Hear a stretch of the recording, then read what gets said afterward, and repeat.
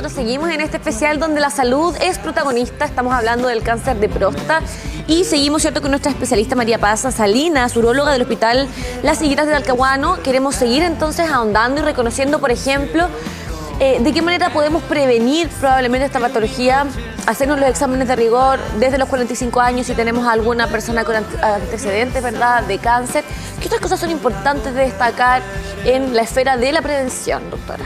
Bueno, como les decía, en realidad siempre las campañas de prevención, por ejemplo, tenemos muy consciente el cáncer de mama, ¿no?, el Papá Nicolau en las mujeres, y yo creo que también, si bien estamos como en el marco del cáncer de próstata, recordar que también en hombres y también de la esfera urológica está el cáncer de testículo, ¿ya? Esto netamente para incentivar a los hombres que en el fondo no solamente respecto a quizá dudas que puedan tener respecto como a la vida sexual, quizá a la parte de fertilidad, a prevención de cáncer de testículo y más adelante de cáncer de la próstata, o sea, así como las mujeres tenemos un acompañamiento durante todo nuestro ciclo vital por parte de los ginecólogos, también estimular que los hombres se atrevan a consultar, a hacer consultas a su urólogo tratante respecto, como les digo, desde virus papiloma, por ejemplo, que puede ser algo súper frecuente, claro, a, digamos, cáncer de testículo en ese momento, que puede ser como lo más frecuente en esa época, y ya más adelante planificar el tema del cáncer a la próstata. Pero respecto a prevención en sí, son pocas cosas las que podemos modificar en realidad para prevenir, y lo que abogamos en realidad, como les comentaba antes, el tema de la detección precoz, o sea, tratar de llegar a tiempo para que esta enfermedad, que habitualmente no da síntomas en sus etapas precoces, podamos hacer un tratamiento que la mayoría de las ocasiones, cuando llegamos a tiempo, tiende a ser curativo. Doc, algo que no hemos profundizado tiene que ver con ¿cuál es el rol que cumple la próstata en sí? Porque ¿qué pasa cuando se opera? ¿Se puede vivir sin próstata? ¿Cuál es el rol que cumple en el organismo del hombre? Y cómo también va afectando, relacionado también al tema de la fertilidad. Que puede haber, quizás hay dudas, chuta, si tengo cáncer quizás puede bajar el conteo de esperma, no sé, y quizás hay problemas después para ser padre. Claro, o sea, bueno, ahí también hay que recordar que es como distintos, o la próstata, si bien nos acompaña en la vida, quizás ya va a generar como problemas después de los 50. Ya después de los 50 la mayoría de los hombres ya han cumplido como la parte del rol reproductivo, y quizás ahí nos enfocamos más en la parte sexual, que es como lo clásico que se habla. Pero efectivamente la próstata, a ver, la próstata de respecto a la fertilidad, y de hecho lo que medimos, que es el antígeno prostático, tiene rol como en la licuefacción del coágulo seminal, ¿ya? O sea, esta glicoproteína que va en el semen, lo que hace es licuar este semen para que los espermios evidentemente puedan llegar al tracto femenino y cumplir su función de fecundación, ¿ya? Pero más adelante en la vida, digamos, la próstata, como les comentaba, va creciendo, pudiendo bloquear el paso de la orina, o puede generar, digamos, en la otra zona de la próstata, que es hacia la cápsula, la zona periférica, estas lesiones cancerosas, digamos, que son las dos patologías que podemos encontrar en la próstata, ¿ya? Entonces, en realidad, después de los 50 años tiende a provocar más problemas en los hombres que una función como más específica, y sí es súper importante recordar que dentro de los tratamientos del cáncer de próstata, que ahí sacamos como la próstata por completo, efectivamente ahí lo que se va a perder, digamos, es como la función de eyaculación, ya que uno saca como la próstata con las vesículas seminales, ¿ya? Y en realidad se mantiene como la parte sexual, digamos, el orgasmo y todo eso, pero ese hombre no va a tener la capacidad de eyacular, ya que el semen, digamos, se produce en parte en la próstata y en las vesículas seminales del 90% de las secreciones, ¿ya? ¿Y qué ocurre con el funcionamiento finalmente del hombre y de todo su aparato una vez que se saca la próstata, ¿verdad?, de su organismo? ¿Cómo se prepara un varón para esto? Y de qué manera también existen tratamientos que pueden ir ayudando a fortalecer, ¿no? Claro, la rehabilitación ahí después de la cirugía, porque es un cambio, me imagino. Y de hecho la rehabilitación, claro, debería partir antes de la cirugía, que es lo que nosotros más decimos. Por ejemplo, la kinesioterapia de piso pélvico, que es algo, bueno, que yo creo que cada vez está más disponible, y sobre todo, al menos yo en el hospital abogo por ese tratamiento, como esas intervenciones como preventivas más que preventivas, como ir planificando la cirugía, ¿ya? Porque evidentemente, a ver, la cirugía prostática tiene dos grandes como contras respecto como a la función tanto sexual y urinaria del hombre, que tiene que ver con la parte efectivamente de la erección, y esto tiene que ver con los nervios de la erección que pasan como muy cerquita o alrededor de la próstata, ¿ya? Y la parte de la continencia, que tiene que ver como con efectivamente esto de la retención la posibilidad de retener la orina, ¿ya? Y si es que uno, por ejemplo, empieza a trabajar desde antes, como con kinesioterapia de piso pélvico, también uno advierte, digamos, antes de hacer una cirugía o alguno de los tratamientos del cáncer de próstata, uno advierte a los hombres como de estas potenciales como secuelas. La mayoría, eso sí, van mejorando con el tiempo, pero evidentemente si tú preparas a ese paciente y tienes un plan de trabajo y, por ejemplo, le enseñas a hacer ciertos ejercicios de piso pélvico que van a ser mucho más fáciles de aprender antes de la cirugía que en un postoperatorio de una cirugía grande, obviamente eso va a tener un impacto. Además que también el paciente va a ver que el equipo está comprometido, ¿no? Como de esta parte más integral, no solo como en el tratamiento del cáncer, sino como esto de la reincorporación como íntegra de todas sus funciones, más allá de curar el cáncer, ¿no? Súper importante, ¿sabes? Porque conozco casos cercanos que, claro, llegan a última instancia, donde no hay una preparación de esto, y el mayor temor y lo que hay es luego de las operaciones, la incontinencia urinaria. Exacto. Lo que significa, porque estamos hablando de hombres que todavía son activos, de que obviamente no sé, hay una tecnología obviamente en cuanto como a pañales que son mucho más cómodos, que no se notan, pero obviamente para una persona que está con todas sus funciones sanas, llegar a esa instancia, porque no se tuvo una preparación previa, el proceso después posterior a la operación es más largo y genera incomodidad obviamente en su vida diaria, no solamente en lo que hay en torno con la pareja o lo sexual. Claro, de hecho, o sea, hay ciertas cosas como de la técnica quirúrgica que tienen que ver como con preservar estas funciones, pero en algunos casos son secuelas que uno va a ver igual, en menor o mayor grado, ¿ya? Y sí, por ejemplo, está demostrado, como les comentaba, de la kinesioterapia de piso pélvico, que sí puede hacer que este periodo de recuperación, que habitualmente rondea los 6 meses, puede ser un poquito más, un poquito menos, se acorte un poco. Y eso obviamente también disminuye la ansiedad, ¿ya? Porque evidentemente la incontinencia de orina, si bien como dices tú, pueden haber ciertas medidas como quizá un poco más modernas para paliarla, evidentemente es algo que deteriora la calidad de vida enormemente, y estamos en un contexto de un paciente que ya tiene una enfermedad oncológica de base, que tiene preocupaciones por eso, o sea, sumarle como más deterioro a su calidad de vida no es el objetivo. Claro. Por eso abocamos a como un manejo más integral. Una vez que está detectada la enfermedad del cáncer de próstata, ¿cuáles son los tratamientos idóneos que se van a ir realizando a lo largo del tiempo? Súper buena pregunta. Bueno, en realidad, como les comentaba, tanto como el definir el seguimiento con un paciente tiende a ser súper individualizado. Ya, o sea, yo evalúo el riesgo individual de ese paciente de desarrollar un cáncer y en base a eso voy a hacer el seguimiento, y una vez que lo diagnostico, también la elección de la terapia tiene que ser como abordada en conjunto con el paciente, viendo las expectativas, viendo qué es mejor, como considerando como lo que comentabas tú, ¿no? Que son pacientes muchas veces en un rol activo, que tienen que reincorporarse al trabajo, que hay todo el tema de las licencias, por ejemplo, que les pueden implicar un detrimento económico, etcétera.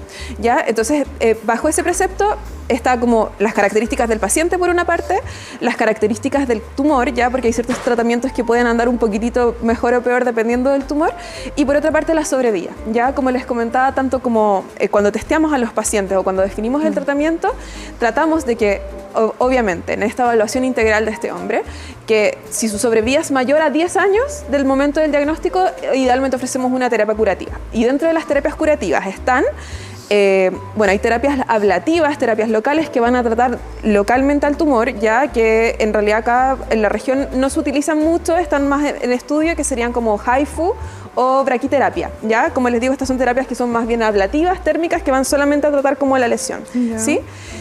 Ya lo más tradicional son las terapias que son más radicales, que es a sacar la próstata completa. O a irradiar la próstata completa, que sería la radioterapia o la cirugía. Y dentro de la cirugía tenemos variadas técnicas quirúrgicas, que están la cirugía abierta, la laparoscópica y la robótica, que la robótica está disponible acá en la región, obviamente en el sector privado, pero también tenemos disponible como todas esas modalidades de tratamiento.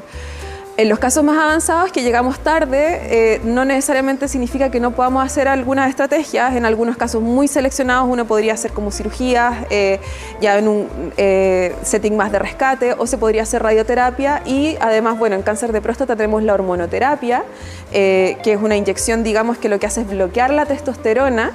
La testosterona es como, o sea, ha estudiado que en realidad es como el alimento, entre comillas, del cáncer a la próstata y en realidad es bastante efectiva, ¿ya? Hasta cierto tiempo. Después, y yo les diría que los últimos 10 o 20 años ha cambiado mucho los tratamientos del cáncer a la próstata, ya que a esto se ha ido sumando, por ejemplo, quimioterapias o hormonoterapias más avanzadas, quimioterapias orales. En realidad es bien variado, cada vez se va complejizando más y por eso, como les digo, es súper importante ir seleccionando a los pacientes, hacer una evaluación súper individualizada de cuál es el mejor tratamiento. Claro, pensando, y se me viene a la mente, yo tuve familiar con cáncer cercano y ya más de 80, y de mama.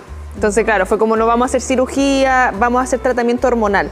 ¿Algo similar se da con cuando ya son personas adultas mayores? Efectivamente. La idea es que tú en todo tratamiento como contenerlo más que... Claro, y como les decía, esto del riesgo individualizado también, algo que se está ocupando mucho es el tema de la vigilancia en cáncer de próstata, ya que son cánceres de próstata que aparentemente van a tener un perfil más indolente o tienen un antígeno que es más bajito, en la biopsia se ven que son muy poquitos focos o focos milimétricos, que en realidad tú podrías hacer un seguimiento o vigilancia activa, que se llama, que es hacer antígenos, nuevas biopsias, etcétera, para que en el fondo esto, como tiende a avanzar lento, si vemos en algún momento que deja de comportarse de esta forma como más benigna, entre comillas, ahí hacer una intervención como para no sobretratar pacientes que no van a tener impacto en su sobrevida con este cáncer. Seguir cuidadosamente también esta posibilidad de ir realizándonos exámenes que vayan detectando que, claro, en un principio probablemente es benigno, pero con el tiempo puede ir cambiando, ¿no? Exacto. Entonces, ¿cuál es justamente la importancia de esa constancia, de ir siguiendo paso a paso todo lo que nos van diciendo también los especialistas para no descuidar probablemente tumores que podamos tener en este caso en la próstata? Claro, en el fondo ahí súper importante un paciente que tú vas a seguimiento o le ofreces seguimiento es que esté dispuesto al seguimiento, que el seguimiento es estar yendo cada 4 meses, cada 6 meses al urólogo, a hacerte un nuevo examen y hacerte una nueva biopsia una vez al año, ¿ya? Sí. También está la parte, por ejemplo, de pacientes que dicen, no, a mí me diagnosticaron un cáncer, yo no puedo vivir con esto, prefiero que me hagan un tratamiento de inmediato como para ya salir de esto. Y por eso lo importante es que cada decisión sea súper informada y sea súper acompañada y súper consensuada, porque algo que funciona muy bien para un paciente puede ser que no funcione para otro. ¿Ya? Sí, como hablábamos al inicio del programa y nos explicaba Carles, el especialista, que claro, pueden tener 2 personas que tengan el mismo cáncer detectado en la misma edad, todo, pero van avanzando de manera totalmente distinta porque el organismo es distinto. Las recomendaciones que podemos entregar dentro de esto macro, porque ya vamos a hablar desde la parte nutricional, ya tenemos una especialista precisamente de esto, porque entendemos estilos de vida saludable, la actividad física, pero ¿hay algún elemento o algún tipo de alimento o no sé, siempre estaba este mito, recuerdo cuando recién salieron los notebooks, de ponerse el notebook encima de las piernas, que afectaba, que podía generar algún tipo de cáncer precisamente en esta zona? ¿Hay alguna actuar o algo que pudiese generar o algún estudio que avale que se puede provocar el cáncer de próstata debido a algo, los celulares en el bolsillo, que de repente esto es un mito realidad? No, al menos en cáncer de próstata no hay evidencia respecto a eso. Como te decía, en realidad más que factores preventivos, los factores de riesgo tienen que ver básicamente con edad, antecedente familiar, estilos de vida saludable, que en realidad es como lo único que podemos intentar cambiar, ¿ya? Pero en realidad más que eso, al menos en este cáncer, no es mucho lo que podemos hacer, pero en el fondo insistir en eso, como en la parte preventiva, en como la alimentación es la base de muchas enfermedades y muchas cosas, ¿no? Tratar de irnos ordenando con eso, como con los hábitos y estilos de vida. Sí. Bueno, como dice Connie, vamos a estar hablando para finalizar nuestro espacio con nutricionistas para justamente conocer la importancia de la nutrición y de la alimentación en cada patología y en finalmente lo que es nuestra vida, ¿no? Nuestra vida saludable. La importancia de atreverse a hablar de estos temas, tener lugares como este, ¿no? Donde poder ir conversando, ir desarrollando estos temas, porque como lo veíamos en la encuesta, muchos decían, sí, es importante, pero no se hacen los chequeos pertinentes. Al momento de... Exacto, entonces, que sirva justamente este debate y esta conversación para generar la conciencia necesaria con días, ¿cierto?, como el cáncer de próstata, pero también esta invitación a conversar, a dialogar, a educar a la gente que nos está viendo. Bueno, lo primero partir y decir que el cáncer de próstata está en el marco de las enfermedades que son GES, ¿no? Y las enfermedades GES tienen garantía de acceso, de oportunidad, y el cáncer de próstata es de las pocas enfermedades, digamos, oncológicas que desde la sospecha está garantizado. O sea, si es que en el fondo hay un hombre que por a veces se hizo un antígeno, ya sea en el extrasistema o en el sistema público, donde sea, va a su médico o solicita en el consultorio, por ejemplo, y está alterado, ese paciente se puede derivar rápidamente al hospital, son las interconsultas que vemos pronto, ahí va a ser evaluado por un urólogo habitualmente en un tiempo que va no más allá de un mes, y en el fondo nosotros como urólogos ahí confirmamos el diagnóstico, vemos la necesidad de biopsia o de algún otro examen. Ya en el fondo saber que esto está garantizado desde la sospecha hasta todos los tratamientos, lo que es etapificación, exámenes que sean más complejos para el diagnóstico, como le digo, todas las modalidades de tratamientos que estuvimos hablando. Entonces es algo que en realidad en el sistema público y también en el privado es bastante asequible. Hay un proyecto de ley que tengo entendido que está en el Congreso de que cualquier hombre podría acudir sin orden médica a hacerse el antígeno prostático, ya que eso igual podría mejorar, digamos, la posibilidad de diagnóstico, pero yo creo que también ahí es importante que cualquier evaluación médica por médico general o por urólogo, como les decía, hacer esta evaluación específica de riesgo para poder establecer un plan de seguimiento, un plan de diagnóstico en cada paciente. Ya lo importante es que sea individualizado, que hagamos este examen como con toda la información disponible y un poco ir como acompañando en este proceso a nuestro paciente. Sí, María Paz, me gustaría, y aprovechando que viene desde el Hospital Las Higueras y todo ese proceso que se da también en la salud pública, ¿cuáles son los mayores consultas, temores en estas primeras consultas ante estas sospechas? Porque claro, acá tenemos la visión desde la ciudadanía, pero es distinto cuando ya hay una sospecha, hay un diagnóstico. ¿Cómo también es esa recepción de los pacientes ante estos diagnósticos? Bueno, siempre hay mucho miedo. La palabra cáncer siempre tiende a dar mucho miedo. Habitualmente son pacientes que vienen acompañados de sus parejas, señoras a la consulta, y siempre vienen con esta sensación que hay como casi que está sellado el pronóstico, no hay nada que hacer, etcétera. Entonces ahí es muy importante nosotros tomarnos como el tiempo de explicar, de que están garantizados los tiempos, de que podemos hacer, o sea, una cosa es la biopsia, digamos, que nos va a informar si hay cáncer o no, y otra cosa es ver cómo, en qué órganos, o si es que esto está solamente confinado a la próstata o hay otro compromiso.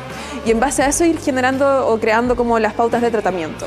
Ya lo que es muy importante es que, como les decía, incluso, o sea, si bien nosotros queremos llegar antes para lograr tratar de forma oportuna a la mayoría de los pacientes, incluso en los casos que no llegamos tarde, igual, y sobre todo ahora con los nuevos tratamientos, hay muchas alternativas que podemos ofrecer a los pacientes. Entonces eso también es importante, que no por el miedo al diagnóstico, del miedo que puede suceder con confirmar un diagnóstico, como que piensen que no hay ninguna alternativa para ellos. María Paz, como bueno, agradecer la oportunidad de que hayas estado tanto rato con nosotros en una conversación tan cercana, ¿no? Que eso es lo que se agradece también, especialistas que destinan su tiempo a poder clarificar de manera tan, no sé, sensible, positiva, humana también, ¿no?